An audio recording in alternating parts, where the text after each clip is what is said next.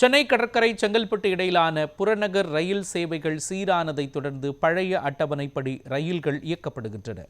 சென்னை எழும்பூர் ரயில் நிலைய பராமரிப்பு பணிகள் காரணமாக கடற்கரை ரயில் நிலையத்தில் இருந்து தாம்பரம் மற்றும் செங்கல்பட்டுக்கு எழும்பூர் வழியாக நாள்தோறும் இயக்கப்பட்ட 204 மின்சார ரயில் சேவைகளின் எண்ணிக்கை பாதியாக குறைக்கப்பட்டது.